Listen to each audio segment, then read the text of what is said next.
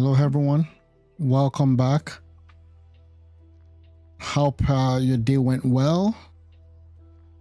Yeah, it's a late night broadcast. I was like almost thinking that having gone through a long day, just for me to come in and just just have some fun and just go through what has happened during the day and what happened earlier this morning.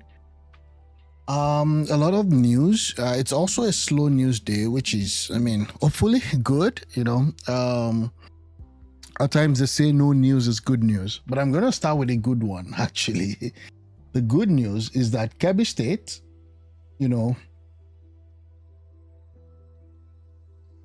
has received a bit of good news after the sadness that dawned on that state following the kidnap of students. So this is Tinubu speaking. All the schoolgirls, all the 25 schoolgirls, that was the number that we're given, abducted in Kebbi State, have been safely rescued. I must commend our security forces for their swift response and the parent and community for their strength during this period. In response to the recent kidnapping and act of terrorism, I have ordered a full security cordon over the forest in Kwara. Somebody actually said that this should not have been revealed because that's tactical and strategic in nature, rather. That you shouldn't reveal your plan to the enemy. But again, I guess it's more of a it's just in a bid to reduce the tension that is building in that area. The Air Force is to maintain continuous surveillance over the most remote areas, synchronizing operations with ground units to effectively identify, isolate, and disrupt and neutralize all hostile elements. This directive also extends to the Kebbi and Niger axis. Communities are encouraged to report any unusual movements to support ongoing operations as we move decisively to secure every affected area. Bola Ahmed Tinubu. So that's what we've got from the president as of this morning.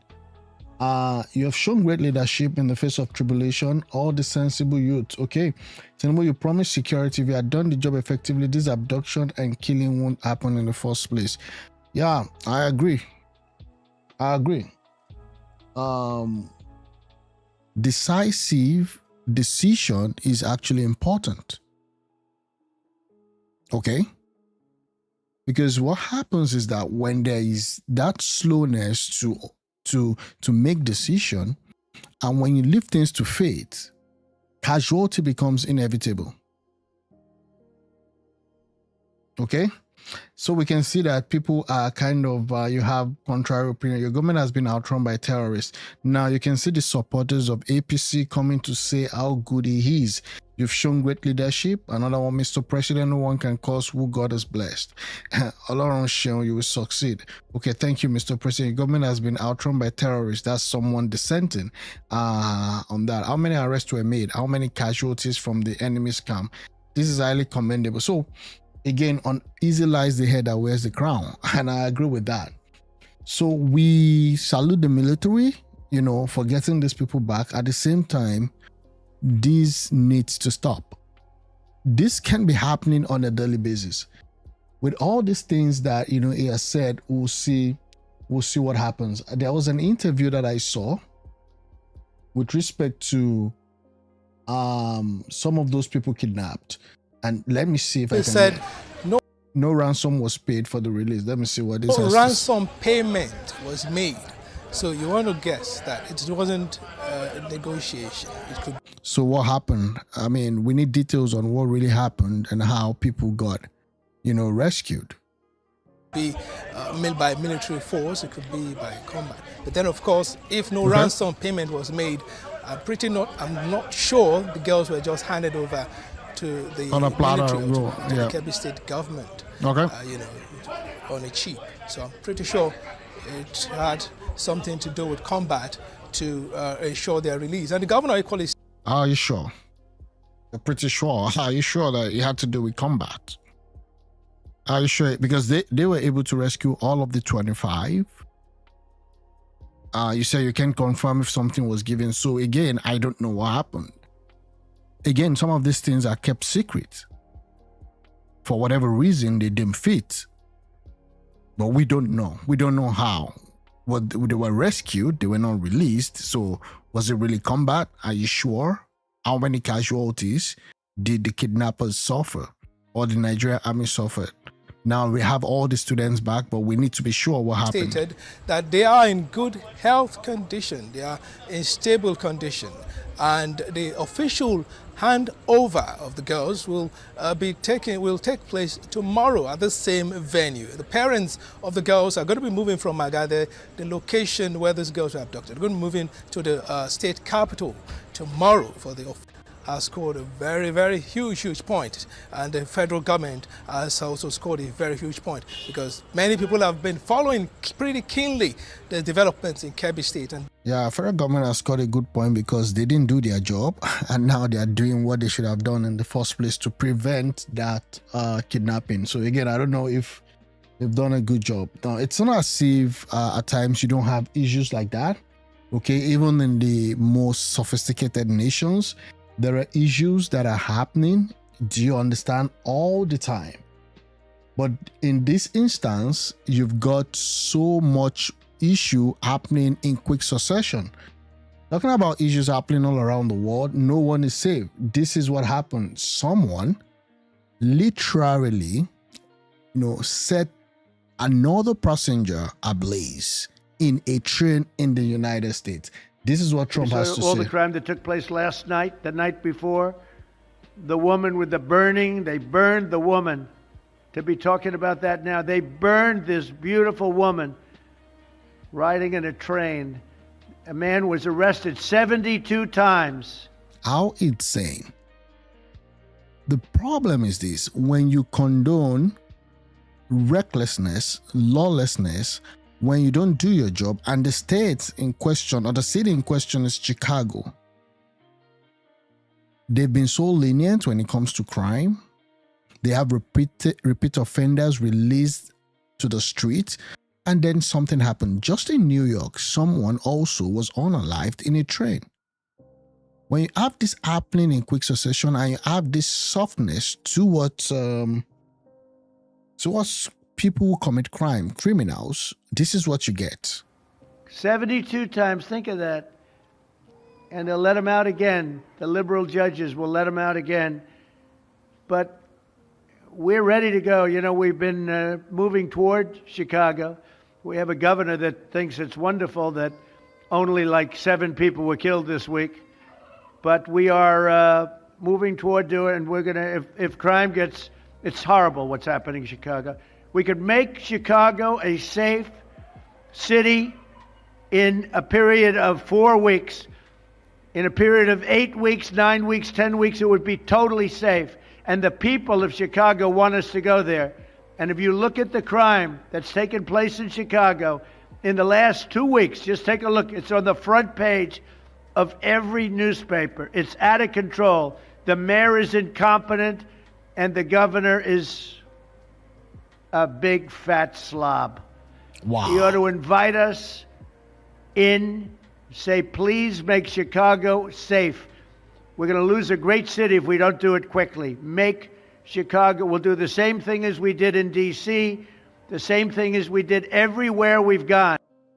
Exactly. And you know what happened in D.C.? D.C. was becoming a mess. And Trump moved his guys in and cleaned up the place in just a few days. That even the Democrat mayor that was against Trump moving in had to come out to say thank you. This is what happens when you allow those who break laws to roam around your street. When you allow bandits, when you allow criminals to have free stuff. This is what builds terrorism. We saw all the crime that took place. This is the woman, Bethany McGee, 26, identified as what Chicago woman set on fire on CTA train by serial thug with 72 prior arrests. How do you arrest someone 72 times? Let's even forget about the crime for now. What about the cost involved at each arrest? Now talk about the crime and the risk to life. This is quite insane. I grew up in the 50s. My mom, aunt, and I used to walk on Friday night for blocks or under overpasses to get to church for confessions. We were never concerned for our safety. We were never threatened. We were never approached unless you call good evening being approached. Anyone know how she's doing? Oh, yeah, donate to support recovery. Okay, so she's still alive, I believe. Let me see. Okay, so they've raised some money on this. Was riding a CTA train and she was attacked. She's currently hospitalized with severe burns she sustained, and she's receiving treatment under the excellent care of our medical team. So now she's actually in the hospital. Thank God. But this is life changing. This is life altering. This is life altering. So that's that about that. I'm gonna move on. So back to what we were discussing before with respect to the abduction, and so there was a news today that Tinubu banned open grazing, but it happened to be that it was not the full truth. On November 25, 2025, the federal government of Nigeria under President Bola Ahmed Tinubu made headlines with statements on open grazing during the inaugural National Council on Livestock Development in Yola, Adamawa State.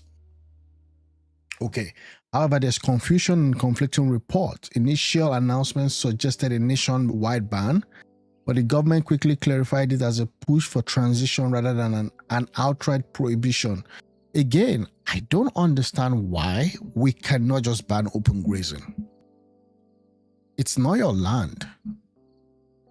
To the herdsmen and all that, it's not your land. You don't have a right to move your stuff around places where people are conducting their day-to-day business. What was initially said? Let me see if I can get that.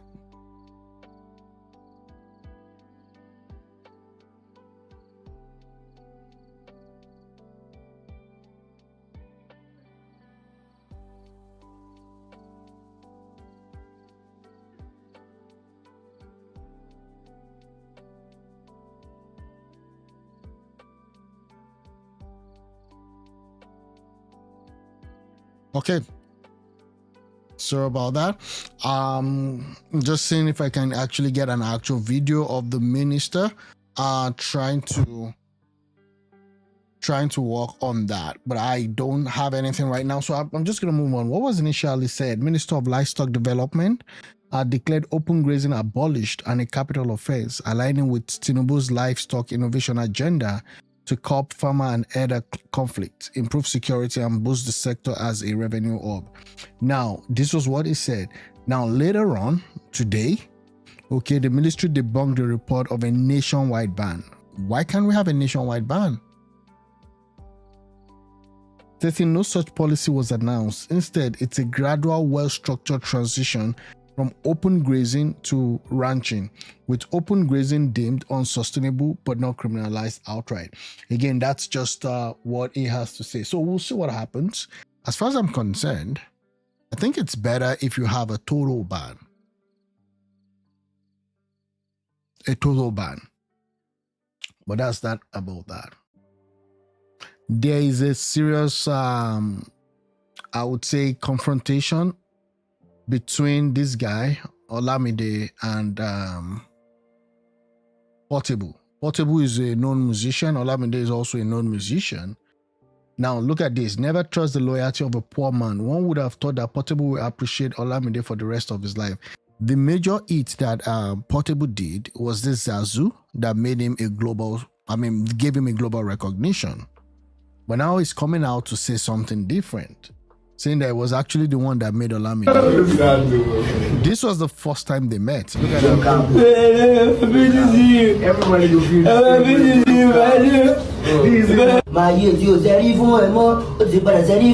be This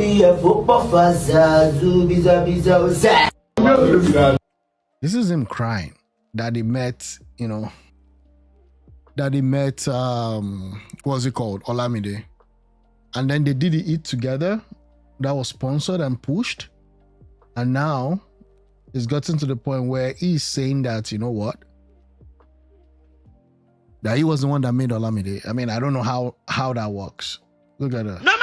Every babo itaku in industry. Every vile mi wale ohun ni mo sawa sogo. Láti sogo mo lọ Canada, mo lọ America. Mo lọ London. I tour everywhere. I got it. Ó yá na ewe ni je fa lọ́wọ́ sókè o. Kò gbé yín tabaye mo. Ẹ gbé débẹ̀ ó já yín kulẹ̀. Kò sọ thank you. Olamide bado. Tó bá jẹ́ pé iṣẹ́ make a sign deal with you, I go sign. Ẹ tẹ̀lẹ́nu. Ẹgbẹ́ producer P-Crime, my producer. Jẹ́ kó produce fún mi mọ́. We no follow. Normal. Every babo ita.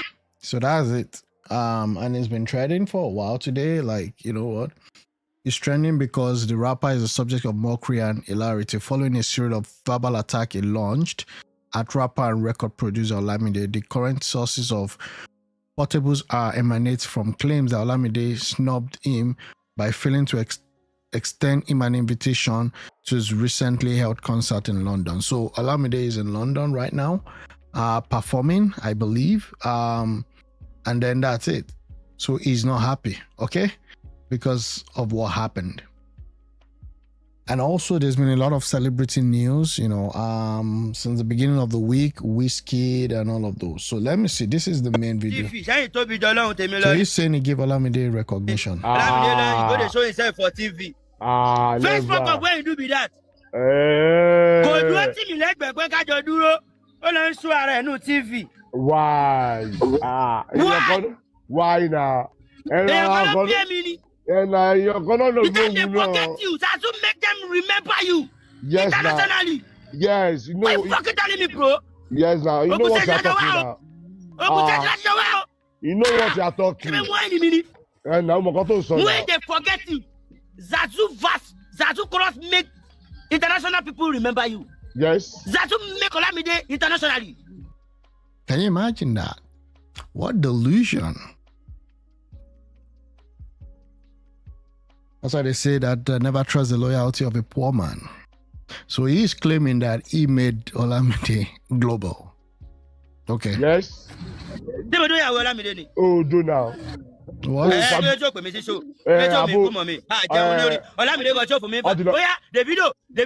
fast.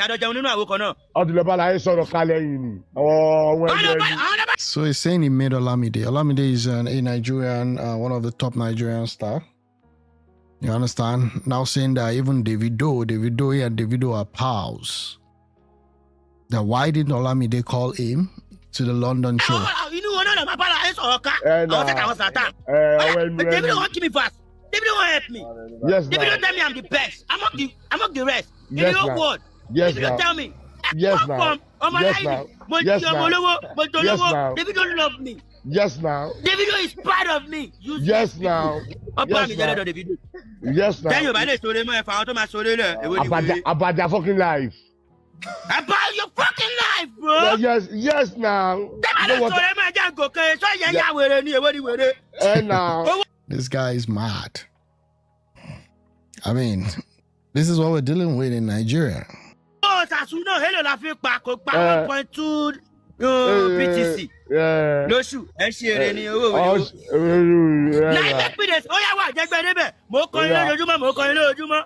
Àwọn ọlọ́pàá, àwọn government, wọ́n ní kí máa fa wàhálà mọ̀. Nígbà kí máa kọrin.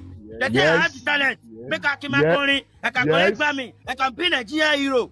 Yes. Now I'm thinking, wọ́n ní mo ti ń kọrin jù, wọ́n ní mo drop orin lójoojúmọ́. Ṣé olóyìn burúkú làwọn èèyàn ni? They are fucking. I don't even know this other guy that is. Kí la tún wá fẹ́ ṣe ta fẹ́ fi táyé lọ́rùn? That's why they say don't do drugs, right? Ó fa wàhálà mọ̀. Mo kọrin ẹni yẹn. Wàhálà lẹ tún fẹ́. Ó yá o, ẹ máa rí wàhálà lọ́sẹ̀ yìí o. Yes. Wàhálà ẹ lè máa tẹ́wọ́ fún wàhálà. Ẹ máa tẹ́wọ́. Quite unfortunate. You regret not signing me to YBNL. Portable tells Olamide. Okay? Olamide watched the video. So now Olamide watched that video that we just saw disrespecting him, and on Today Paris live stream, and then Today Paris said this. Let's look at this.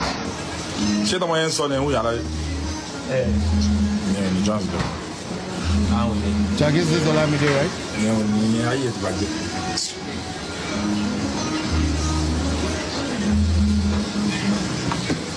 Hi, welcome to the show. What even a crazy man before? I mean, that guy is just a piece of work. I don't even know, right?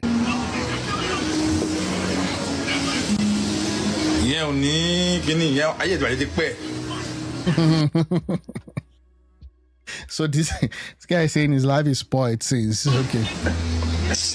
Okay, so that's that about that. You know,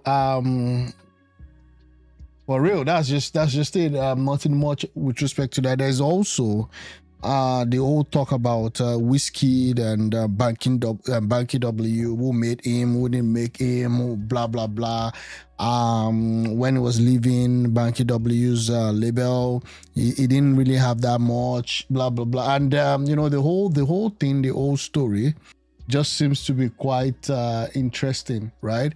And but one thing people fail to understand is that at the end of the day, right, the opportunity that he had, okay, was kind of great because he was put on the map, and that was it.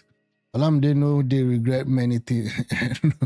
They know they regret many things now. Now, wow, I mean that's just the reality with respect to showbiz in Nigeria. And that's that. Let me see if I can. I think I do have some stuff that I bookmarked here. I think this was in reference to Wizkid. So people are like arguing that Wizkid was not really that this guy and Wizkid, that this guy made Wizkid, or Wizkid was big on his own and all that. But I think there's a nuance to that from Banky W's story. I found him working. Before he even started working with me, he had already recorded a chorus for MI. In fact, the very first day that I saw Wiz in person, he was Kel's hype man. We were all at a show, myself, MI, LD, Kel, and Wiz was faithfully serving as Kel's hype man. Wiz was essentially Kel's backup singer. And even when Wiz started working with me, he was my hype man, my backup singer, maybe for a year and a half. Now look at it today. Wiz has probably done more, not probably, Wiz has done more in the music business than any one of us, than me, than MI, than Kel, than LD, all of us who were at that show when I first saw him in person for the first time. But how did he get there? He started by serving. I didn't find Wiz. So again, yeah, that's it. Started by serving, and yeah, Wizkid is big today. Back in Osun State, this is Aregbesola, this guy who was made by Tinubu himself, okay, served under Tinubu in Lagos State, is now back and then trying to also kind of bite the hands that fed him. Again, I mean, that's life, talking about people dissing those that have made them. And this is him in Osun State. You see, this just tells you the reality that we're facing. The guy who is a politician, okay, who has had access to public wealth and all that, look at what he's driving and look at every other person surrounding him. Look at every other person surrounding him. What has he done? What did he do to Osun State? What did he contribute to Osun State? Those are the questions. If the politicians are the ones that are most wealthy and the nation is suffering, then what does that tell you about that politician?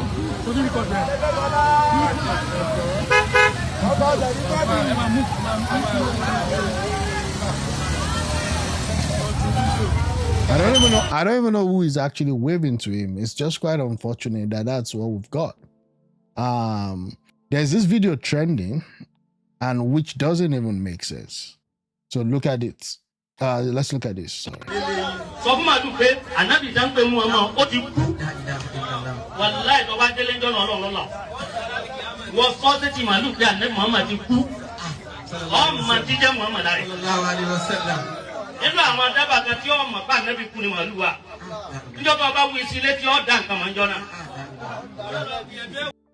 I mean, I don't even understand some of these teachings, you know, as it were.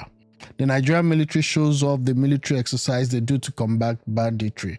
Okay, let me see. This looks... Exactly.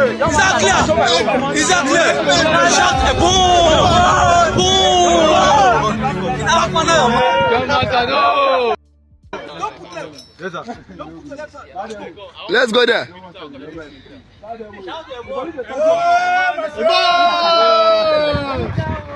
Too slow. Again, I mean, kudos to the Nigerian military. I mean, you need to have some good mind for you to even join the Nigerian military as of today. One of the problems they're facing is recruitment. People are no longer joining as they should, and it's just what it is. Now, we've actually, spoken about this ban on open grazing. They've said that it's not actually immediate. They're still working on how to create a sustainable plan to ensure that there is no more open grazing. I guess it's going to be a phased implementation. We'll see what happens after that. Okay, let me see this. Portable, you still do many great things with Olamide. Why do you chase clout up and down with Bado's name? Today Perry claps back. I'm not going to listen to this, but it is what it is. Yeah.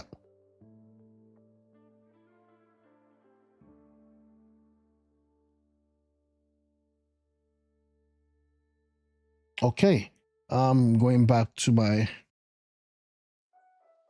bookmark. Let me see. Yeah, I've gone through what happened. Nigerian breaking open grazing is now considered a capital offense. That's not true. We already went through that. The ministry have come out to actually say no, that's not what happened. Yeah, it is what it is. But the good news is that the Kebbi students that were actually kidnapped have been released. Okay, just finished addressing a major issue on the For the Record podcast, the rise of deep fake videos and false content being pushed to destabilize our country. The level of sophistication is alarming. Let me look at this. The enemy of the state, elements that don't have the unity and security of Nigeria, are busy on social media. Sometimes they provide themselves as willing tools in the hands of foreign interests, verifying information on social media before you act upon it. So many contents that are pushed out at this time are not genuine on the face value. Your voice can be cloned with your picture or your video, and everything that is projected might seem as if it is true, but it is not true. Patriotic citizens are people who place the national security and national interest over and above parochial interests. Whenever content is sent to you to make a comment, try to subject it to know whether, first of all, the source, and two, whether it has been verified before you act upon it. It's really a big problem, to be honest with you. Really a big problem that we face with respect to AI and deepfake. There's been, even me, because I try to react to stuff as it happens. I go online and there's been times when you see some videos. That's what I try as much as possible to go through some of the comments, even at times to get more details from the AI supported tools on X, just to have an idea of what is happening. And it's really it's getting to a point where it's difficult for you to tell deep fake and what's deep fake and what is real. But yeah, it is what it is. Hello everyone, I'm delighted to come your way. This is Daniel Boal. Also like and subscribe to my YouTube channel for more content on a wide range of issues that affect your day-to-day life. Today I want to talk about something that is very important, especially at this time in Nigeria.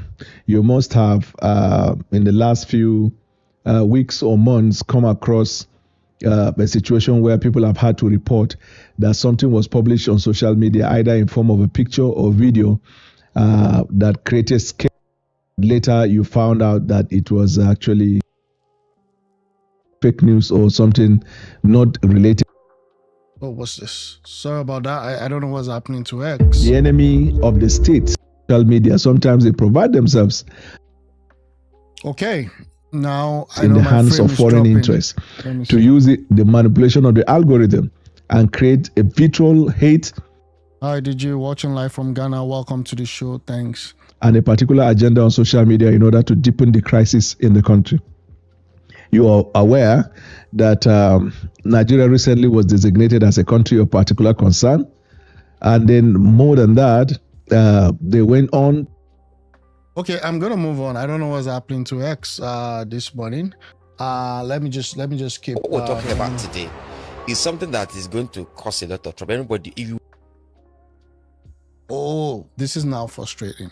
Okay, I'm gonna move to YouTube. I think X seems to be having so much challenges right now. I hope that this doesn't, just spill over to YouTube. Let me talk to what is happening with respect to the new stuff between ADC. As we all know, Atiku Abubakar became officially a member of ADC yesterday, and there's been a lot of back and forth between Atiku and Oshiomhole. These are the top 5 stories on TV Platinum for November the 25th. Security challenges.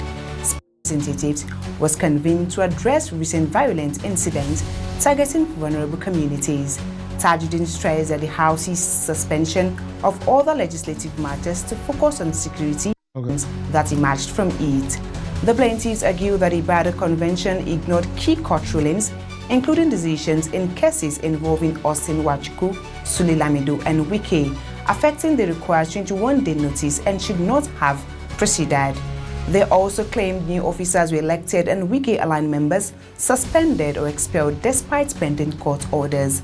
The suit asked the court to direct INEC, the police, and the DSS to enforce the earlier rulings by any recognition of the Ibadan Convention and clarify whether any authority can legally validate the event while the matters remain pending. On number 4, the camp of former Vice President Atiku Abubakar has fired back at Senator Adams Oshiomhole, accusing the former APC national chairman of using distractions to cover up what they described as the party's failures. Oshiomhole had earlier labeled Atiku a defection expert after officially joining the African Democratic Congress, leaving the People's Democratic. This is actually what I want to add. A departed mother of a Nigerian become evidence that he has no empathy. Going to ridiculous argument about empathy and no lack of empathy. How does the fact that the president attend a church service of a departed mother of a Nigerian become evidence that he has no empathy for people who are killed? I have sympathy for Atiku for this because he has allowed himself to be consumed. So this is it. Oshiomhole fires back. Atiku can't fix Nigeria if he couldn't fix PDP. We know, yeah, right? He left PDP after the whole problems, and he was losing grip on that party. He decided to step away and just get out of the old PDP. Now he moved to ADC. He became a member of ADC yesterday. It's obvious that he is running for the presidency come 2027. So now we can confirm Tinubu is definitely going to be on the ballot as an incumbent. You're going to have Atiku also on the ballot. Now we'll see what happens. It trended yesterday, having joined, the party, and today also he celebrated his 79th birthday. This guy is 79 years old, and he still wants to lead the country. I don't know how effective it's going to be if it's sworn in, because now you're going to have, another 2 years, to his age. So it's going to be 81. And he's still running for office. So that means by the time he's done with his presidency, if he wins, because I don't think he's going to win, by the time he's done with his presidency, the first time if he wins is going to be 85, thereabout. And then possibly wants to push for a second term, and then it's going to be 89, close to 90. That's where we are. Peter Obi came out to say special wishes to an elder statesman, a very dear elder brother, boss, and elder statesman, your Excellency Atiku, and the Waziri and the Waziri of Anambra. I join your numerous admirers in wishing you the very best on your 79th birthday. It takes a remarkable kind of fortitude to remain active in public life. No, he should actually retire at this age. He's benefited so much. He's been one of the top bosses in the port authority. Secondly, he's been the vice president for 8 years. What else? What else does he want? You know, but I wish him well, okay, as he celebrates. I wish him well as he celebrates. Bandit stocks in Kebbi, Kwara, and Niger State. APC cancelled Taraba program. Tinubu cancelled his SA trip. Atiku celebrated by joining ADC. Tinubu rescued Kwara victims 100%. Tinubu rescued Kebbi victims 100%. Tinubu will rescue Niger victims 100%. Whenever Nigeria enemies strike Nigeria, there will always be a jagaban. Okay, this is more of what will I say? More of an APC apologist, talking. Okay, so that's that about that. There was this video from Shea Gumi saying that no foreign intervention. Okay, no foreign intervention. Then why do you always decide it has to be kinetic? Let me give you an example. Now, this Kanu that was imprisoned for terrorism, for agitating that our soldiers should be killed. If the same Kanu now will show remorse and also call for peace, honestly, I will be in the forefront in calling for his pardoning and amnesty for him. No, but you said that if he's released, the first thing he's going to do is to bring peace to the Southeast. He already said that. I mean, while he was being in trial, and he even said that most of the atrocities now, I cannot verify that is happening, that is not, is not, that you can't trace it to him. Now, I'll put some caution there because, again, most of these people doing whatever atrocity they are doing in the Southeast have pledged allegiance to IPOB and the ESN group. Look, Shagari, our president, we are from the same, actually, town, or in fact, related with Shagari. He gave amnesty to Ojukwu. Look at Omar Eradua. He gave amnesty to the military, the Niger Delta militants who have also committed acts of terrorism. So this is how we are. We are also looking for a way out. We have lost leaders. We have lost Sardona. We have lost Mutala. And we are still asking for peace, for peace, for peace. If perchance any Muslim has in the past killed one single Nigerian leader who is not a Muslim, it will have been in the air every day. We will not forget about that. But we are people who forgive. So I want that. What is it talking about? What is it talking about? Again, you cannot at any point in time negotiate with terrorists. It doesn't work that way. To go into people's head. I'm advocating for Nigeria the best way out. All right. This is our interest. And we are victims of these victims. Shegumi. We had relatives in the army that were killed. Yes. We have relatives that were kidnapped. Even now, as I'm talking in Gumi local government, there is an attack by bandits there. Because the Zamfara has refused to come into any agreement with them. But the Kaduna example, this is what I want people to understand. Without necessarily succumbing to their threat, you can develop peace. Our message is peace. So I am so surprised when Nigerians are saying they want to. Fighting is something you cannot predict its end. You can start it, but you cannot predict its end. Wow. So I want to preserve Nigerian unity. I don't want foreign intervention, and I don't want tribes to be fighting. Then also we don't want religion, the fire of religion to be ignited in Nigeria, because if it's ignited, who can quench it? Okay, so again, what this guy is not telling us is what happens to those, okay? What happens to those that have lost their, their lives to these bandits? There's no way you can talk about negotiation when people are losing their lives. They are losing their precious life. I want to go back to what's happening in the United States, because I said, before that there's been a change in the stance of the Western countries towards immigration. and places where we had, the indigents or the citizens welcoming foreigners, there's been a kind of an ash tone. And that is what is really happening now. Now, first, before I play this, President Trump terminates protection for Somali Minnesotans. So they left Somalia for a temporary protection status in the United States, but now that has been terminated.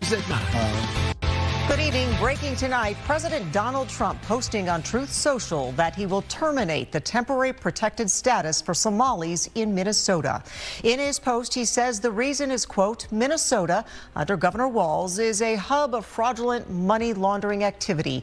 I am, as the President of the United States, hereby terminating, effective immediately, the temporary protected status, TPS program, for Somalis in Minnesota. Somali gangs are terrorizing the people of that great state, and billions of dollars are missing.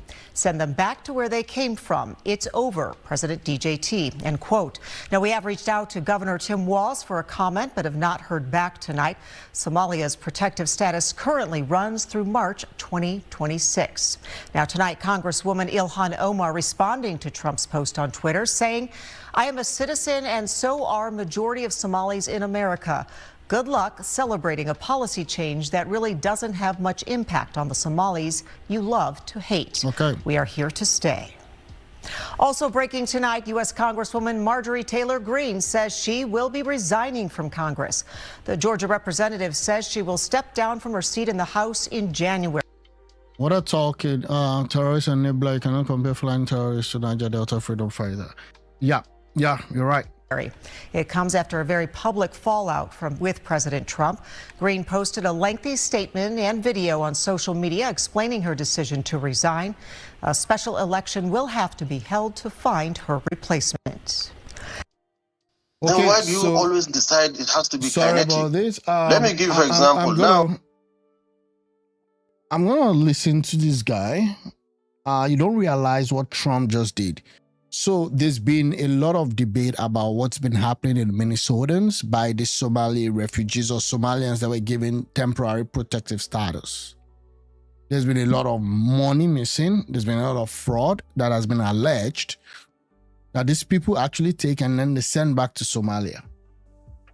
Now, let me see what Trump just did. Most people don't realize to Ilhan Omar. Let's talk. Moments in politics when something happens. And so this is Victor Davis Anson. Most people only catch the headline. What just happened in Minnesota is one of those moments. Because while many Americans saw a headline about Trump ending a program for Somali immigrants, very few understood why he did it, how it connects to Ilhan Omar's district, and what kind of investigation triggered it behind the scenes.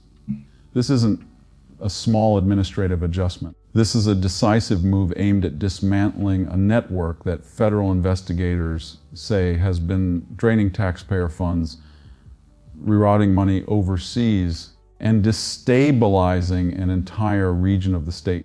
Trump just shut down a program affecting hundreds of people tied to a fraud network with somewhere between 250 and 300 million. And somehow all of it circles back to Minneapolis and a political figure whose district is now under more scrutiny than at any time in recent memory. Today, I'm going to walk you through exactly what happened, why so few outlets are explaining the real reason behind Trump's decision, and why this could reshape the political future of Ilhan Omar and Minnesota as a whole. And I want to do this in a way that makes sense, because this story matters to every American who pays taxes, who trusts their government to manage programs honestly, and who wonders what happens when those systems break down. So let's start at the beginning. What actually triggered all of this? What made the President of the United States look at one state, one community, and say enough? Trump announced he was terminating something called temporary protected status for Somali immigrants living in Minnesota, effective immediately.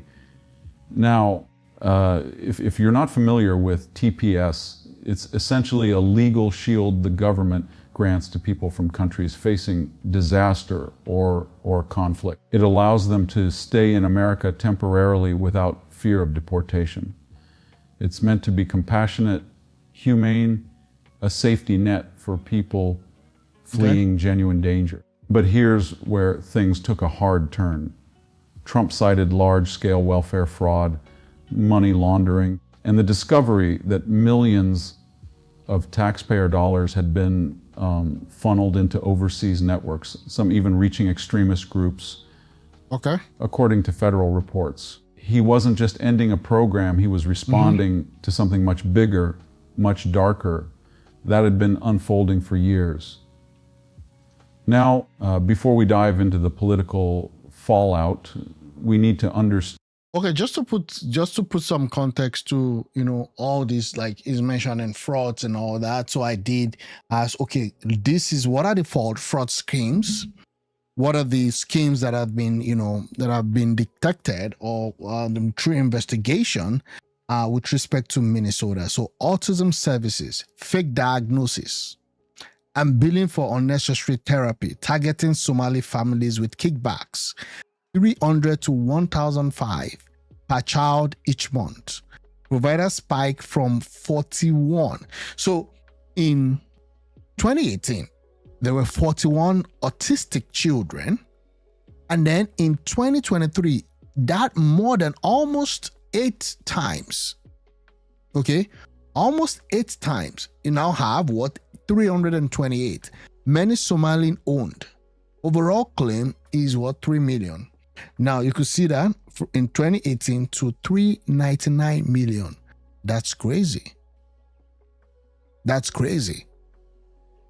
There's also this. I learned that there was even some that they didn't even serve food at all. Fraudulent meals claimed during COVID-19 using fake sites and invoices. 250 million.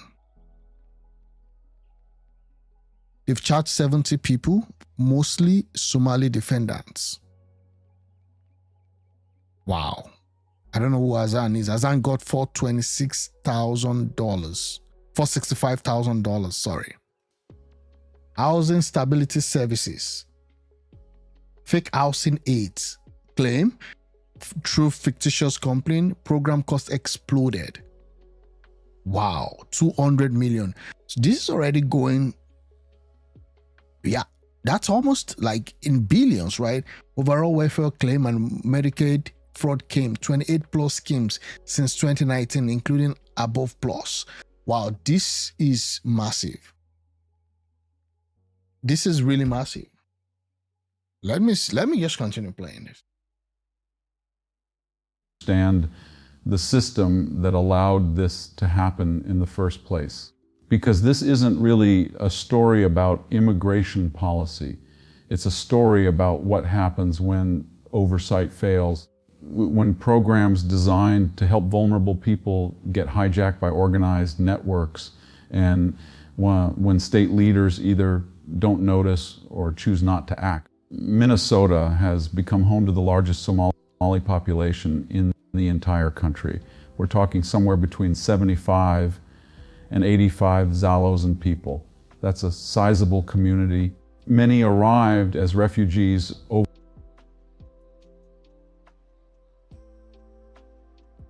I'm going to stop this because I got some better perspective and better story around this. Look at this. Food stamp scam is over. Billions in fraud. Wow. And then you also have the Somali panics over Trump. All of this within the last 3 days. Let me look at this food scam. That's the most important one, I think. It's been made increasingly more difficult. The Supplemental Nutrition Assistance Program, or SNAP, is back up and running after the shutdown, but new requirements taking effect next month are changing who can get them and the number of hours they need to work each month to qualify for help. Good evening. I'm Brendan Morano. And I'm Kelly Finley. The passing of the recent budget bill is implementing new guidelines for those working, those with immigrant status, even veterans. WCIA 3's Tyler Hill is live in our newsroom. Tyler, these changes may catch some off guard. When do they go into effect? Kelly, it's December 1st. Experts say that's when the clock starts for recipients to submit documentation proving they either work or volunteer at least 80 hours a month. Those participating in necessary, especially considering how we have illegals being deported left and right, and there are a lot of jobs that are coming open, okay? And American, okay, let me see this guy. I want to see what they have to work, and that's what this story is about. 14th. But here's the other shoe dropping. USDA sent out guidance that pushes a whole lot of people off SNAP immediately. Wow. Work requirements just got way tougher. Able-bodied adults under 65, no dependents, you're now having to prove you're working at least 80 hours a month in school or in training.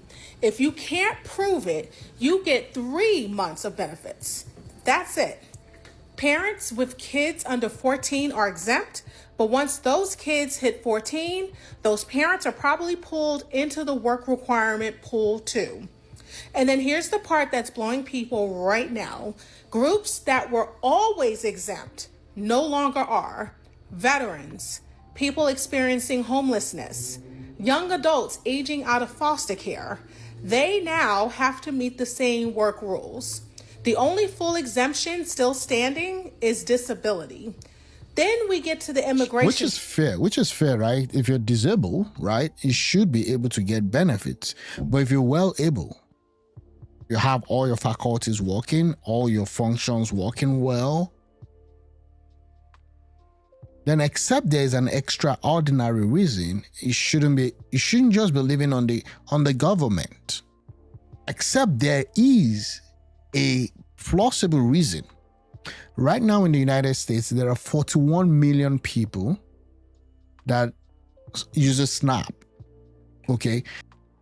Again, there's an argument for and argument against. But the challenge is this. When you have people, okay, getting free stuffs, there's always that incentive, okay, to continually depend on that.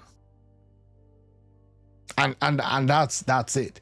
I want to really get to the fraud case, billions in fraud. This is what I want to see 3 days ago. Okay. Good evening. Breaking tonight, President Donald Trump posting on Truth Social that he will terminate the temporary protected status for Somalis in Minnesota. In his post, he says the reason is, quote, Minnesota, under Governor Walz, is a hub of fraudulent money laundering activity. I am, as the President of the United States, hereby terminating, effective immediately, the temporary protected status, TPS program, for Somalis in Minnesota. Somali gangs are terrorizing the people of that great state, and billions of dollars are missing. Send them back to where they came from. It's over, President DJT, end quote. Now, we have reached out to Governor Tim Walz for a comment, but have not heard back tonight. Somalia's protective status currently runs through March 2026. Now, tonight, Congresswoman Ilhan Omar responding to Trump's post on Twitter, saying, I am a citizen and so are majority of Somalis in America. Good luck celebrating a policy change that really doesn't have much impact on the Somalis you love to hate. We are here to stay. Boy, oh boy, oh boy, oh boy, oh Okay, boy. so we got to talk about some bombshell news. As President Trump says, he will terminate the temporary protected status program for Somalis in Minnesota. Now, if you guys didn't know, apparently the Somalis in Minnesota, specifically in Minneapolis, they got some power, right? They have influence. Apparently, they were pivotal in deciding the recent mayor election, and you had sides being taken based off of beefs that originate in Somalia, right? You're talking about tribal and gang affiliations. Let me talk about this. So this is what this guy is trying to say. There was just an election, just concluded election in the United States where you had so many races across the country. There was this guy that was from Somalia, okay, and he was running against a mayor who happens to be white. This is the challenge. Within the Somali group, there is some beef between different sects. It's quite funny how the war or the battle, not the war now, the beef between groups from Somalia made its way to the United States. So even though they're together, living together as a bloc, the white guy went to meet the other group, fighting this other candidate who happens to be a Somali, right? And worked with those groups against their own brother because they had certain beefs as Somalians. That's how, interesting, I would say, for the lack of a use of a better word, that's how interesting it is. So they brought in the tribal and sect beef from Somalia now to the United States. And again, one of the major fundamental mistakes that Obama did was that when he brought them in as refugees, he actually put them as a bloc, in Minnesota. So now they decide races. Now they have the power to actually decide one or two things with respect to politics and all that. I'm not saying that's bad in itself, but when you're bringing people in, there's a way of life in the country you're taking them to. It becomes very difficult for them to assimilate. And that's the reality that is facing them now. Among Somalis, and they voted based off of that. This is wild. Imagine losing a Somali mayor because of tribalism, qabil.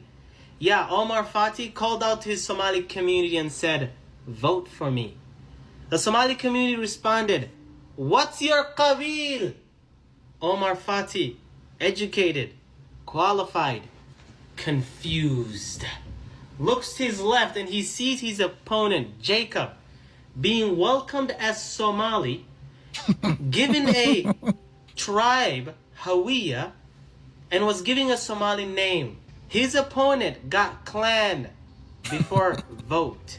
Ilhan Omar needed to step in and make a speech. Our community turned a city election into clan competition. That's what's crazy. We crazy. came here to be one Somali, and now we're divided into tribes in front of America, who don't even know what qabil is. This is embarrassing. The crowd silent. The educated Somalis in the diaspora turning to TikTok and said to the world, "We talk about representation, but we lost because we couldn't represent each other."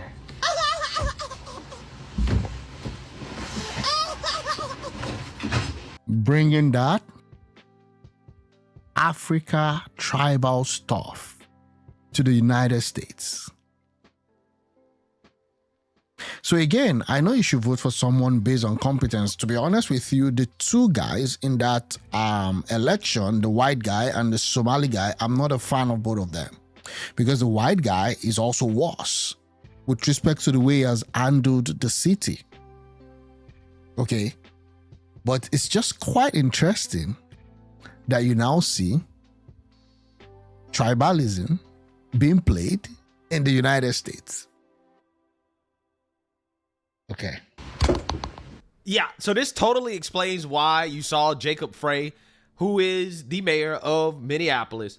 He got reelected. He beat Omar Fati, who is a Somali socialist. This totally explains why white liberal man, right, Jacob Frey, Justin Trudeau light, was speaking Somali, dancing like Somalis. Basically, he transformed himself into a Somali because apparently he was taking advantage of the clan infighting, right? Yeah, politics. Between the Somalis in order to win. Typical Democrat, nonsensical, cringe, typical African stuff too. I must add that. Typical African stuff is always there. It's always there. Okay? Entering for votes. Take a look. Assalamu alaikum. What the hell? What? This is the United States of America.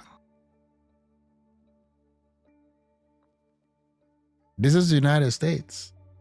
This is crazy. Hamid wal accent. Maaga yega wa Yarub Farid. Boca Magala, Minneapolis. Ko Laba Sata. Afarshan. Maaga Yegawa Yarub Farid. Doka Magalada. Minneapolis.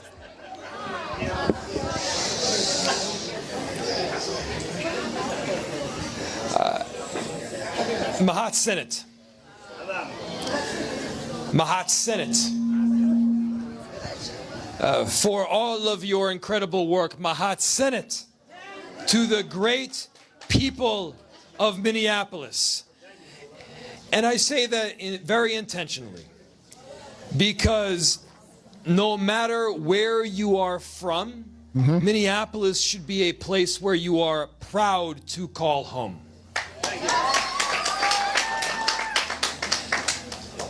Whether you are from Bosaso or Mogadishu, whether you are from Hargeisa or Galkayo, whether you are from Getaway or Southwest.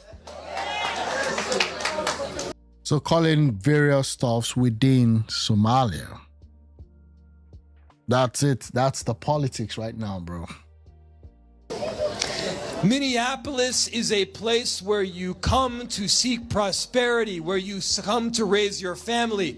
And here is what this election means. Okay. This election means this is a moment for unity, where the entire Somali community can come together and say, this is our people, this is our city, we are united behind each other. Okay. Yeah, pandering off the charts, okay? And that leads me to this story that we got to talk about here. Because, again, apparently, not only are these people more influential than you would like to see in the United States of America in our elections, there's a lot of fraud going on, okay? And we got to talk about it because I think this is what kind of preempted President Trump saying that he's going to terminate the temporary protected status program for Somalis, saying that they have to go back. So without further ado, let's get into it. A big announcement from President Trump about Somalis living in Minnesota. Tonight, the president posted on Truth Social, quote, I am, as president of the United States, hereby terminating, effective immediately, the temporary protected status for Somalis in Minnesota. Somali gangs are terrorizing the people of that great state, and billions of dollars are missing.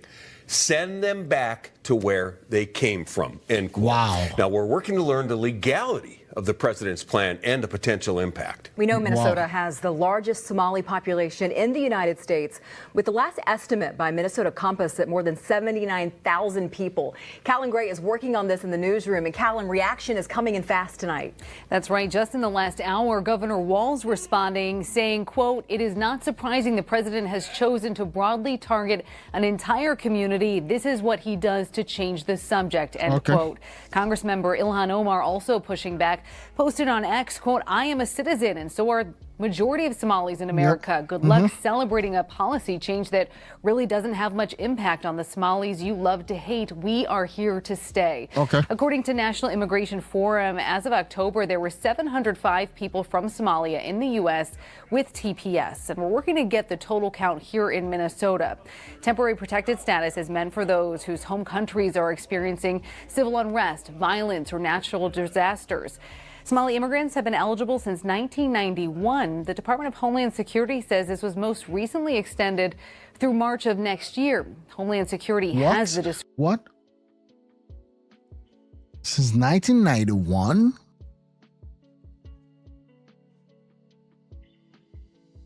Wow. I mean, that's a whole lifetime. So they've been just extending and extending it since 1991. So it's either you give them citizenship or, just have a way to, it's more like the IDP camps in Nigeria that has been operating for more than 14 years.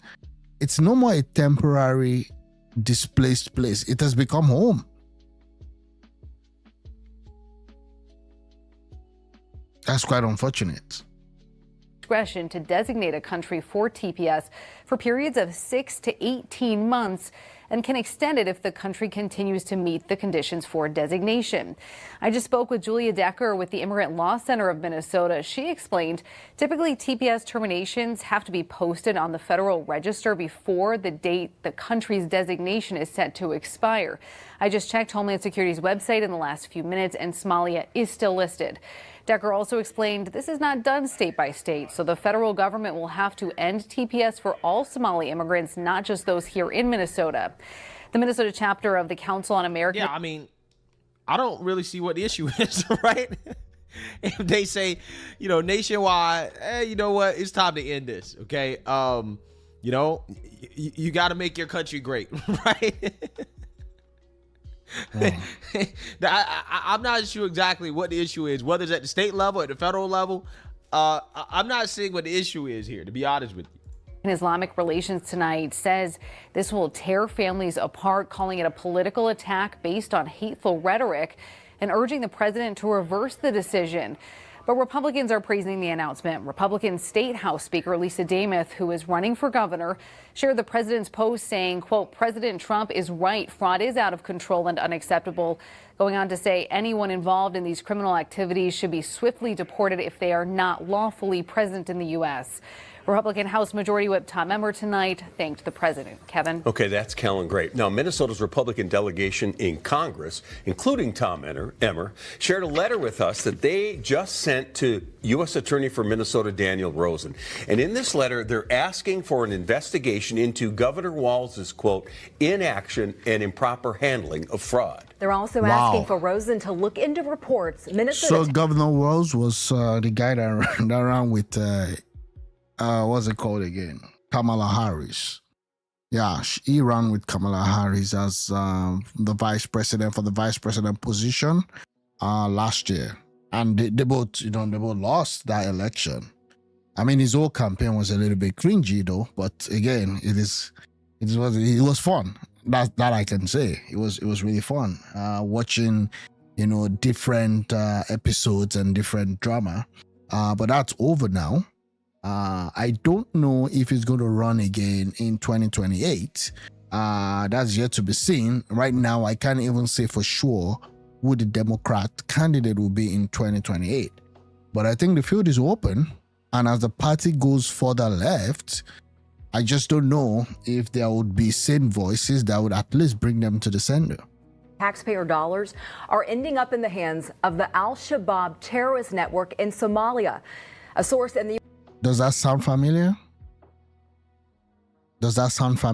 USAID money also has been alleged to have made its way to Boko Haram terrorists and other terrorist stuff, even in Nigeria. So taxpayer monies in the USA finds its way to terrorists in Somalia.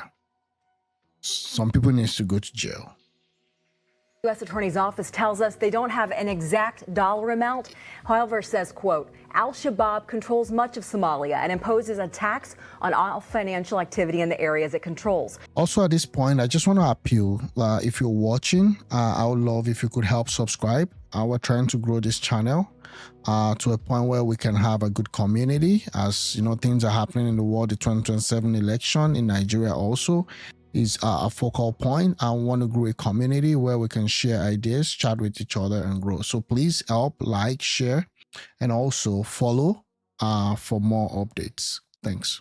So a decent amount of feeding our future and other fraud money almost certainly ended up in the hands of Al-Shabaab indirectly, end quote. Wow. Stay with... Yeah.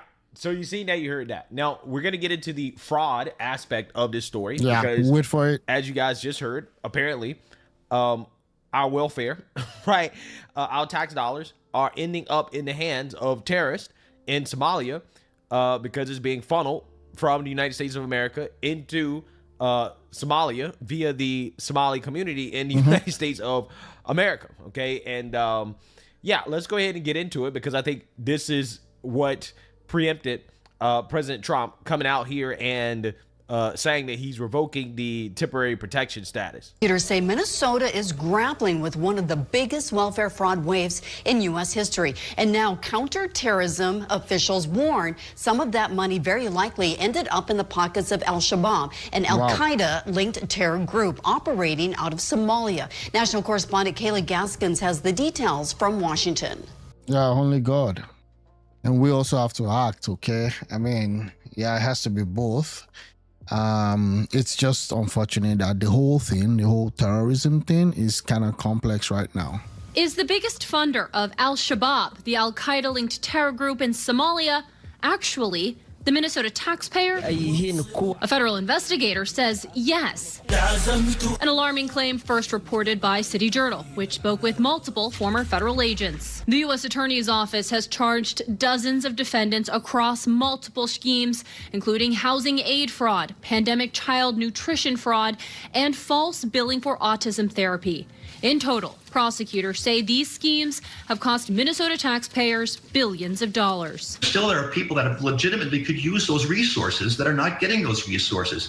It's past criminal. Minnesota is home to one of the country's largest Somali communities. Former state fraud investigator Keish Magan, himself a Somali American, wrote last year that it's uncomfortable and true that nearly all defendants in these major fraud cases come from that community.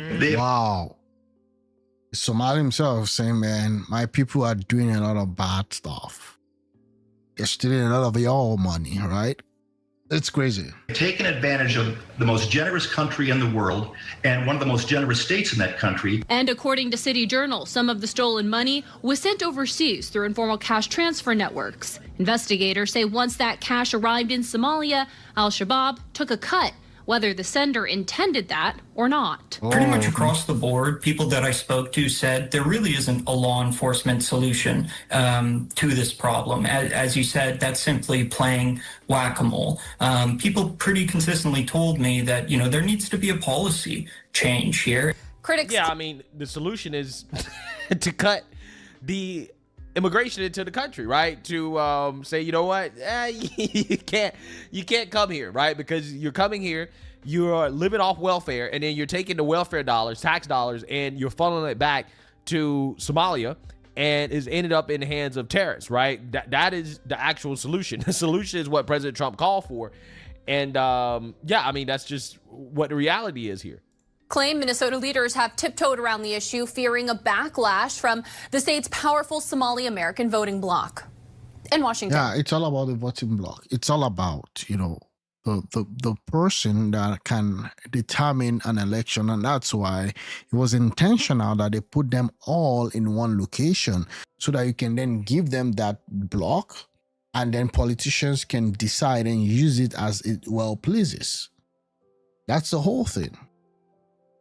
That's the whole purpose of just putting a whole set of individuals into a block. Immediately, they get to start making decisions, because now they can actually elect, their own person.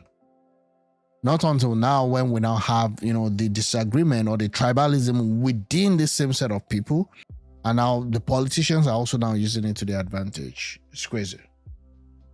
Yeah, they don't want to be called racist, hateful, bigoted, Islamophobic, right, for telling the truth, right, for calling out the fraud, right? And that's the unfortunate reality about politics, is that Democrats, they have to bend the knee to the woke mob, right, the woke agenda, which again allows these groups to participate in fraud openly, and nothing is done about it because they don't want to lose votes, right?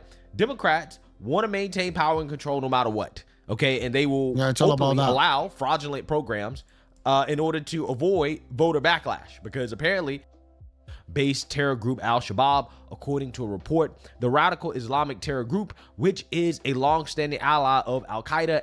Yeah, that's the reality again, that's that about that. Yeah, so that's what is happening with the Minnesotan stuff. I had planned to, actually, look at it and also kind of just go through what's really happening there. So it's basically fraud using state resources, okay, to support terrorism back home, and that's really bad.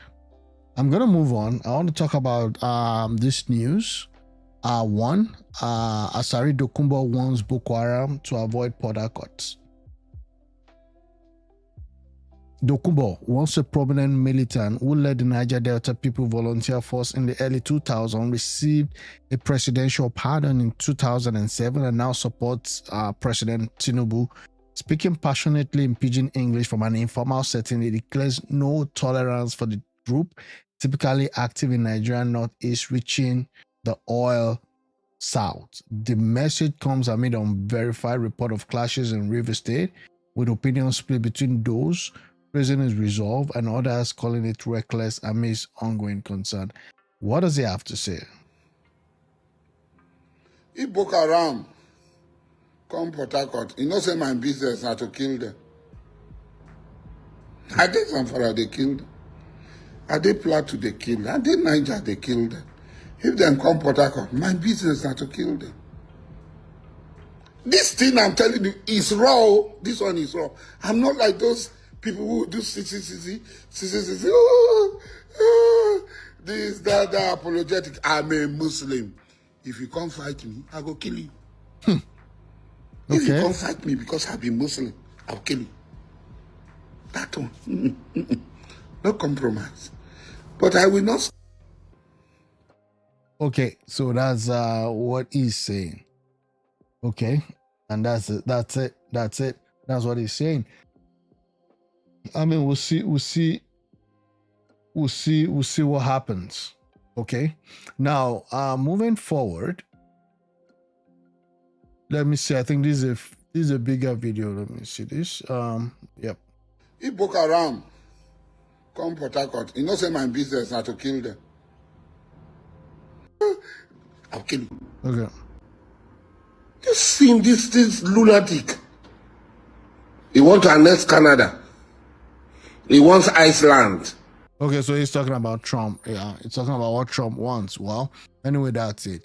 Moving on. One of the theories that people have been pushing is that part of the reasons why the U.S. is mad at Nigeria is also as a result of the prominent rise of Dangote's refineries and the plan to even almost double, his output. I think the output is 650. Now they're planning to make it 1.4 million barrels per day. But then Dangote is here saying that some of our Nigerian workers are unpatriotic. They are saboteurs who have attempted 22 times to sabotage our refineries. In some instances, they triggered fire, machine manipulation, or other evil attempts. If not for the modern control and monitoring center which the refinery is equipped with. And I was wondering, if they do this to a private refinery, what could they have done to the government-owned ones, where they know that even if they ground the facilities, they will still be drawing salaries and be protected by their unions, even if the government make attempts to checkmate them. Nigerians are the problems of Nigerians. There's that saying that says the people deserves the kind of leaders they get. And this is the reality. How would you, work hard, 22 times to destroy something that you know has been a major source of some good relief, despite the challenges that Nigeria is facing? That is why the NNPC refineries refuse to work. That's why we don't have consistent power. That's why most of our politicians are evil. 22 times just to sabotage and destroy Dangote refinery. Oh, look at this guy. 2 statements are made on this app. A nation gets the leadership it deserves. We don't have a leadership problem. We have a Nigerian problem. It's unfortunate. It's unfortunate. That was why, when those Spengerson guys wanted to unionize, it was vehemently against it because they could pull that company down.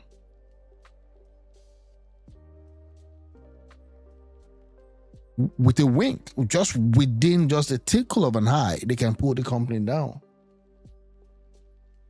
And that's painful. Yeah, that's it. That's it. They just want to destroy that company.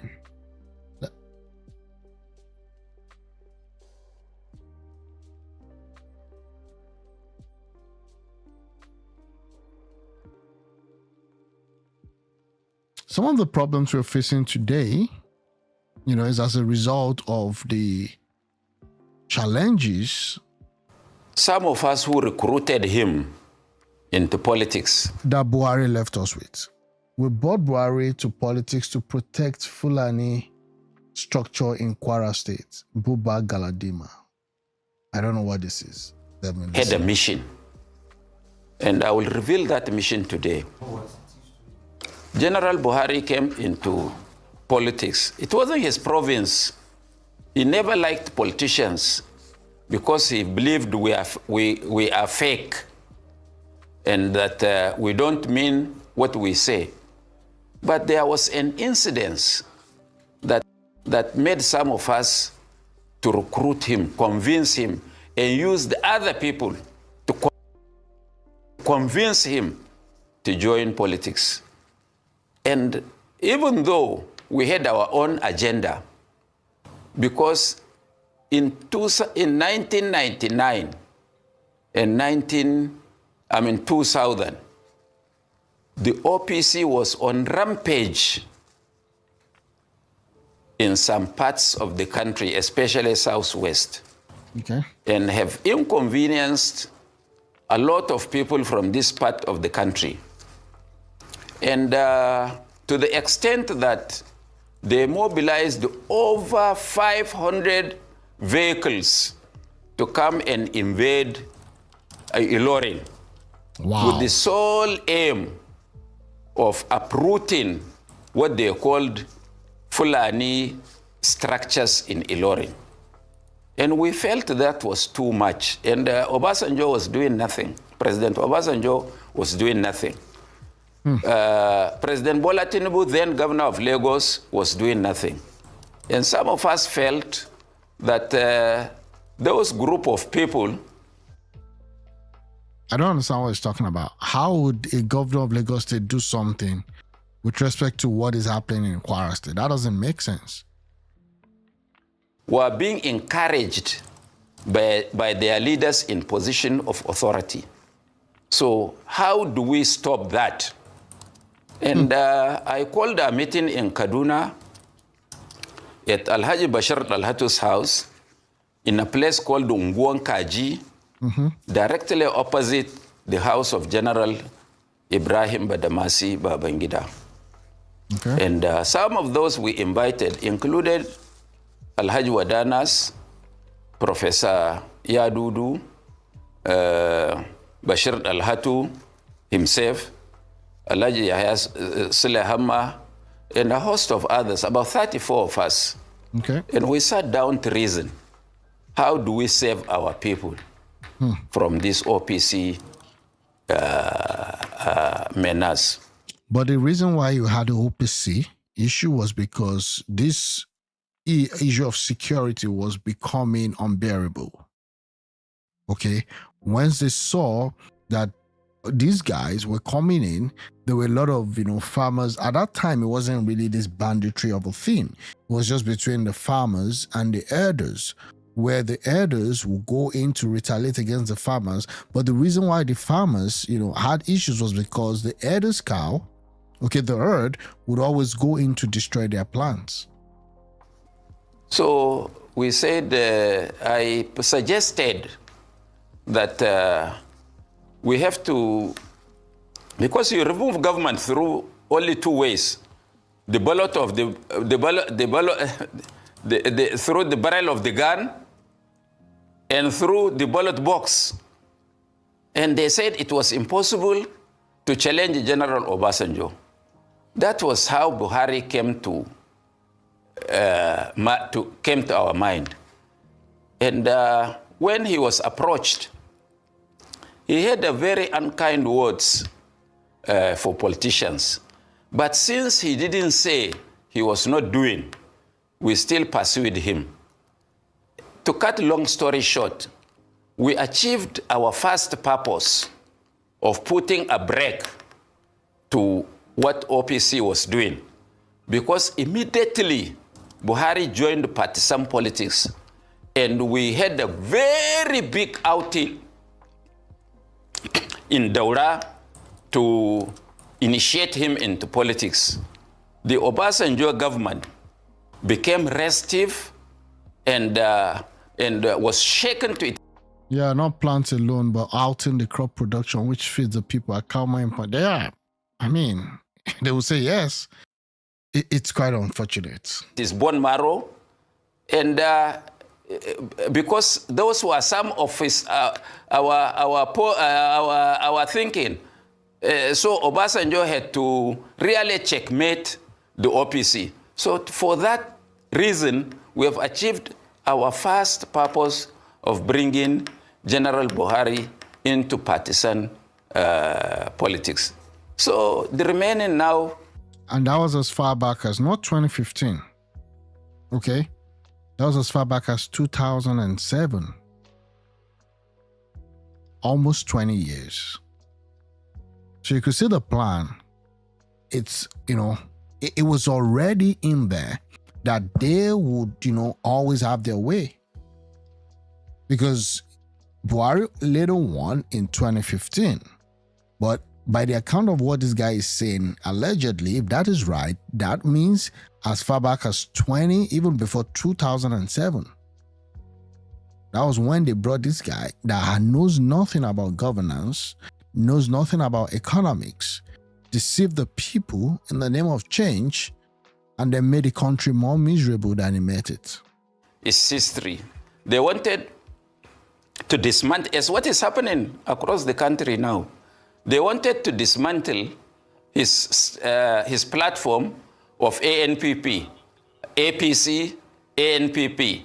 And we made a counter platform by establishing the Buhari Organization, TBO, which we used as a platform for promoting his political ideals. Of course, all these are now history. Some smart people who are politically ambitious came in and threw us out. That is how we parted ways with him. In other words, what Galadima revealed simply confirms what many Nigerians had suspected for years. Buhari did not come into politics with the intention of unifying Nigeria or building a nation that works for everyone. According to Galadima, there's been allegations also that when they were trying to stem out corrupt terrorist groups, that they were just told to stand down. So that's why these guys, they've gotten themselves entrenched in the country and the system at this point. And that's quite unfortunate. That's the problem we face. I just hope that we can get through this and, just get out of all this mess, because it's really it's gone deep. I mean, these people come out and, they go on live stream like it's a legitimate business. And it's that bad.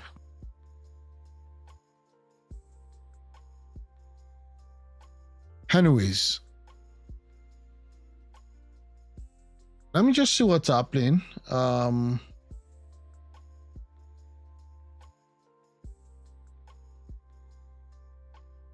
Okay, what's this? Drink.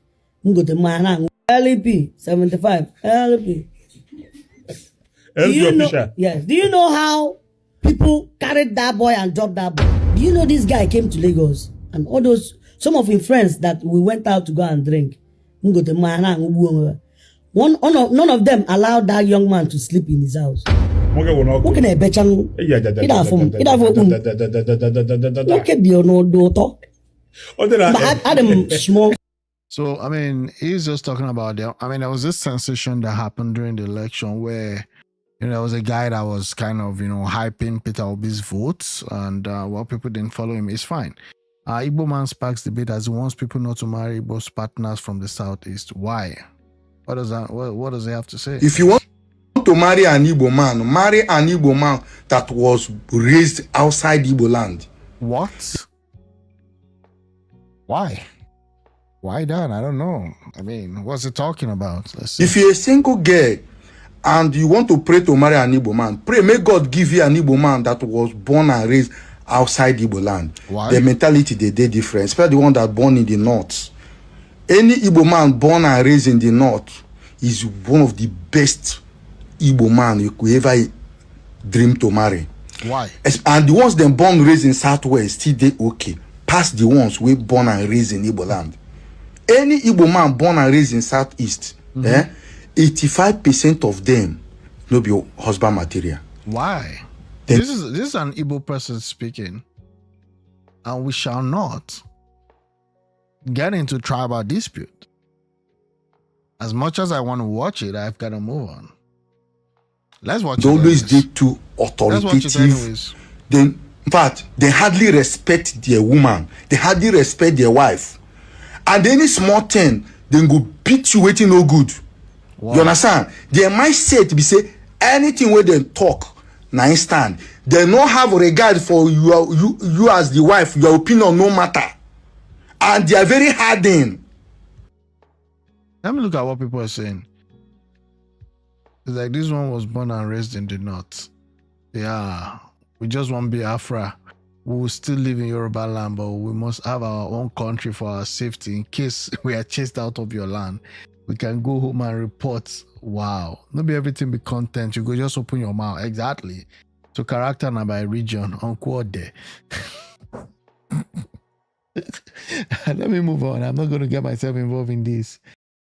These are the released Kebbi school students. They were released today. Yeah, that's it. Nnamdi Kanu has put the entire East in disarray for doing the wrong thing. There's tyranny, there's treason. Are we going to advocate for a tyrant, putting everybody's life at the East into problem, and you want us to stand behind violence? Lady from from the East says she disapproves of Nnamdi's movement. Let me see what she has to say. From the men at the top who are Igbos to come speak about Nnamdi Kanu's issue or involve themselves. Maybe they're not loud enough. I laugh. The Igbo people we are one of the smartest people. We are not just book smart. Let me see. Oh, God have mercy. May have a point. Marrying an Igbo raised in Igbo soil. Wow. Okay. We are street smart and we are business smart. Okay? You're telling someone to come and support a movement or talk about a movement that he initially is not wanting to be part of. The Biafran movement is not something that all Igbos are in support of. So stop trying. I need people to stop trying to mash us into one. There is a divide already on this movement. Before IPOB, there was MASOB. How did MASOB run their agenda so peacefully? But when it was time for the IPOB, we are having chaos. The East is not what it used to be. We can't travel anymore. Yeah, I remember then when I was working in Lagos, one of the best thing I do for myself, I don't go on vacation in December. I just take the normal holidays because you drive to your office. There was free flow of traffic, no traffic at all. Because the Igbos, would have walked throughout the years, which was a good thing, and then they go home to celebrate. The whole thing was that we know that once it's getting to December, they will always go home to celebrate. And one of the reasons why Dirty December has gained so much notoriety, has gained so much popularity is because instead of the Igbos now going home, they now stay in Lagos. So now add those people coming from London, from US, from all over the world, instead of them going to the eastern part, Abuja, northern part and all that. I mean, not people don't really go travel outside of the country for the most part. And their own holiday is more of Ilea, not Christmas. But I'm talking about the December Christmas festive stuff. So instead of a lot of all these people coming from London, and even those in Lagos also going back to the east, because of insecurity, now they choose to remain in Lagos. So now you've got so much traffic of monies of people coming into Lagos in December, and that's why you have this dirty December, because dirty December wasn't a thing in those days, because people go to their different, state of origin or different homes to just celebrate. Again, the agitation for self-determination is not a bad thing in itself. But when you want to liberate people, and the people you're trying to liberate, are now being killed in the name of liberation, when the country, assuming you're giving the country, number one, you've already set the foundation for chaos. And that's where I don't mind if you want to get your stuff, you can lobby. At least we saw Brexit happen. But the first point of call is your politicians, your leaders. Now, you may not like them, but that's what it is. They can lobby the nation if that will be accepted. But again, the point of view from those that support the Biafra movement and all that is that, well, you can see that the whole thing is a mess. The constitution is kind of fraudulent, in court. And that's where it becomes a little bit complicated. The UGMs are in play. The ESN are in play. My state is in shambles because I am from the same state as he is. You can't come out on Mondays anymore. You move, you get killed. Why is nobody saying anything about that? We are more worried about one man who put the whole of the East in disarray for doing the wrong thing. There's tyranny, there's treason. Are we going to advocate for a tyrant? You want a cessation, you do not go about it the legal way, and you put everybody's lives from the East into problems, and then you want us to stand behind violence? Has any of you taken the time to listen to Nnamdi's radio channel for 1 hour and hear the amount of hate? The hate! I don't speak on this because it pains me to my blood. I know what we are facing. The Civil War is still a mark. My father was one of them, and he will tell you, anything you do in life, do not advocate for a war. The general who started it, God rest his soul, he came out to say he regretted his actions. He wasn't even here when the chips were down. And you think Kanu will be here when he sets? What are we kidding ourselves? What are we saying? Well, I don't know what to say, bro. So there are two schools of thought. Yeah, I can say someone says she can actually, if she doesn't want to be part of Biafra, she should get lost. I wouldn't say that there are no legitimate agitations, okay? But I just don't want the eastern side of this country, the southeast, to be on fire. Because they are also it's not like, the atrocity is against another nation. Hi, welcome to the show. It's just that it's also the Easterners that are suffering.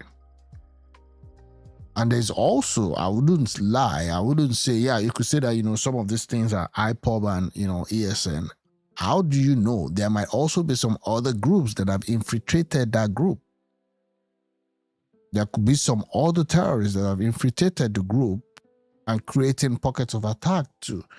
So again, at this point in time, it becomes a little bit, interesting to see how all these things interplay together. We are not, there are a lot of us not in support of the movement, and that's facts. And you cannot force it upon anybody, whether as a leader, as a statesman, or whoever hierarchy. If I'm not in support, I'm not in support. You can't use my political ambition or my political stance to hold it against me that I'm not speaking up. Igbo people are smart.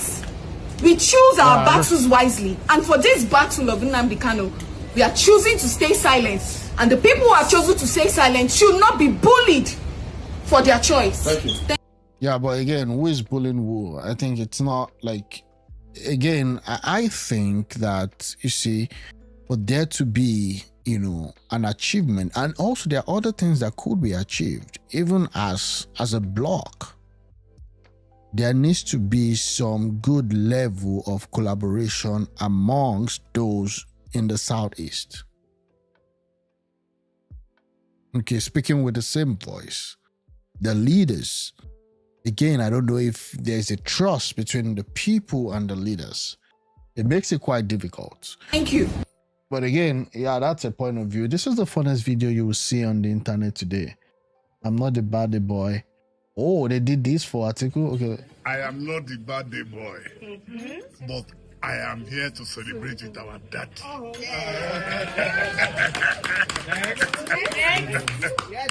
not the birthday boy. I'm just the birthday boy's first son. Oh, this article's first son. Wow. Wow, you can see the money of Nigeria really radiating on his. I'm not the birthday boy, but I'm the birthday boy's son. What's your position? I am not the birthday boy, but I'm the birthday man staff. The birthday boy, but I'm the physician to the birthday boy. Oh, that's a doctor. Okay. I'm not the birthday boy. I am the principal secretary to the birthday. So they are thinking that if they are calling a 79-year-old man a birthday boy, that would make him fit for presidency. The guy is freaking going to be 81 by the time he gets into Aso Rock. If he wins the election, I don't know if the election is tilted towards him, his side, but again, the guy is going to be 81 and is contesting. Wow, that's crazy, boy. So you can call him birthday boy. We know he's not a boy. He's a 79-year-old man who has refused to retire from politics. It's within his rights, understand, to go for presidency. I'm just saying, he's not a boy. I'm not the birthday boy, but I'm the birthday boy's mentee.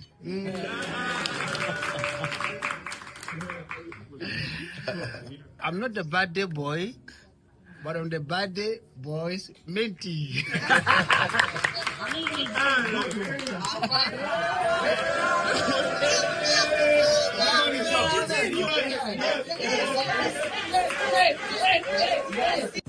I'm not the birthday boy, I'm the birthday boy's son. Not the birthday boy, but I'm the birthday boy's staff and son and grandson. Wow. Oh, thank God he called himself a man there, right? Okay. Yeah, that's, we'll see what happens there. Yeah, okay. You go to church to pray for money, yet you still have to pay offering while you're still very poor. And after all the praying and giving, nothing changes. My church collects 7 different openings. Pella tells Toby, wow, he said that in front of Toby. You go to church to pray for money. The 1,000 naira he carry to the church, he still pay off inside. A poor woman, a poor lady, a poor guy, a poor everything. He's still going to gates. Nothing changed. Wow. That is it. There are some people who don't need to collect. Our own church, we pay 7 offering, different offering. On the same day? Yes, now. And the same time. The same time? Yes. This is like a pan. Yeah. As they finish this one like this, they change the pan, put a new one, take that one away.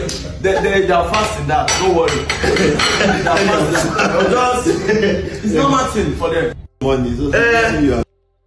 Oh, that's just yeah, that's it.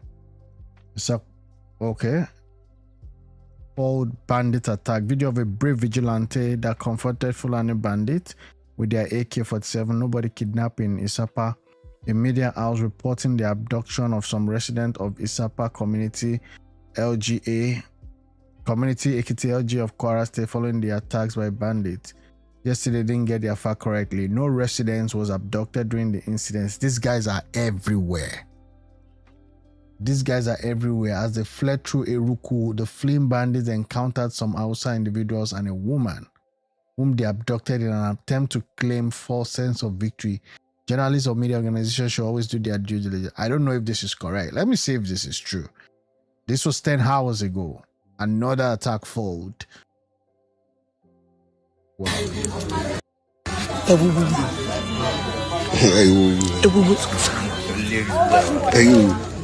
fell from that point. Sorry for that language.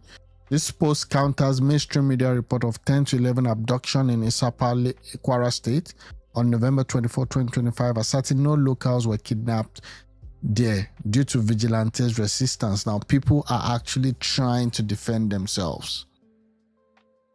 Wow. So you now have vigilante. Thanks for the follow, Prince Royal. Again, it's quite unfortunate. Video depicts a vigilante in colorful attire demonstrating confrontation aligning with social media account of repelled attacks led by bandits at Doalero. Though police confirm abductions occurred nearby in Eruku involving Hausa individuals and a woman. But these people also still eventually kidnapped 2 people. Wow. This is crazy. It's crazy. Igbo people contribute 40% of Lagos IGL. Are we still on this Igbo debate? I'm gonna move on. What? Niger State Governor tells Protocol Director, you lack sense, you are very stupid during meeting. What?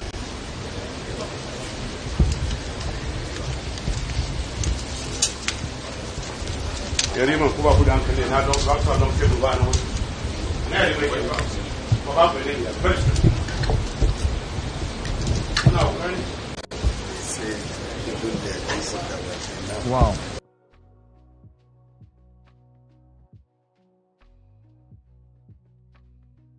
You are hiding in a foreign country and instigating violence in Nigeria. We have prayed for too long. Let's stop praying and let's go to the streets. And you are typing from London. If it's sure for you, come Nigeria. Where aggression fail, wisdom gain. Let's go to the streets. You are typing from Canada. Come Nigeria. And let's go to the streets. And you are typing from London. Come Nigeria.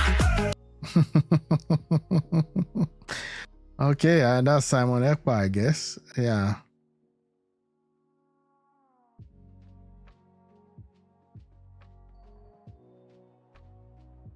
Oh, this is gonna be a very old video. I'm gonna skip.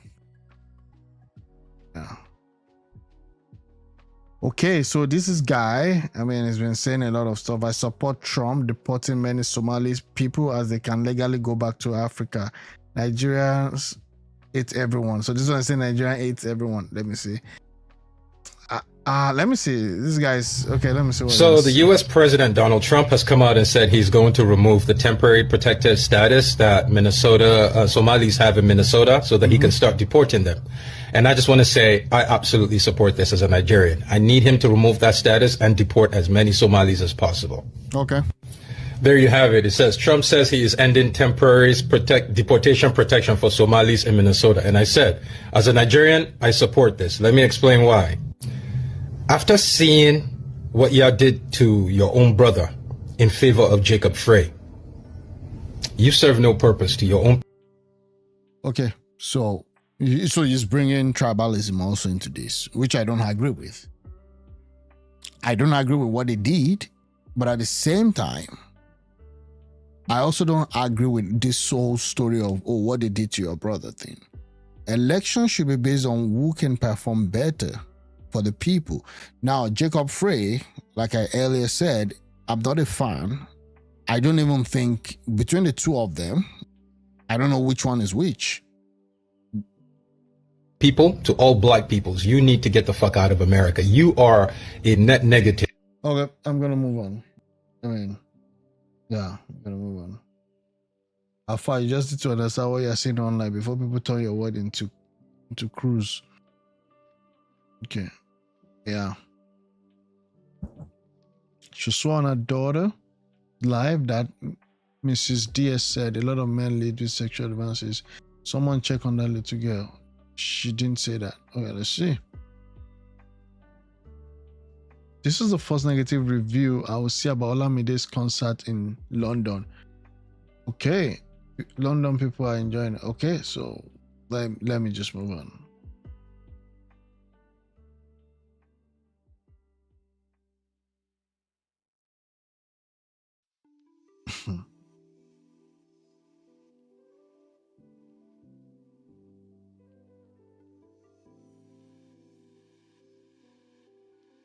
Okay.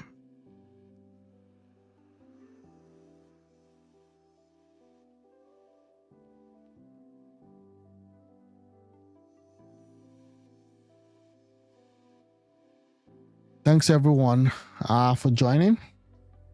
Yeah. Thanks for the follow, thanks for the like, thanks for the comment. I really appreciate you joining the stream. If you've not joined, if you've not followed, please, I would love if you could subscribe. Thanks a lot for watching. I'll call it a day on this point and talk to you guys later today. I'll talk to you guys tomorrow, depending on where you are. Thanks for watching and have a good evening.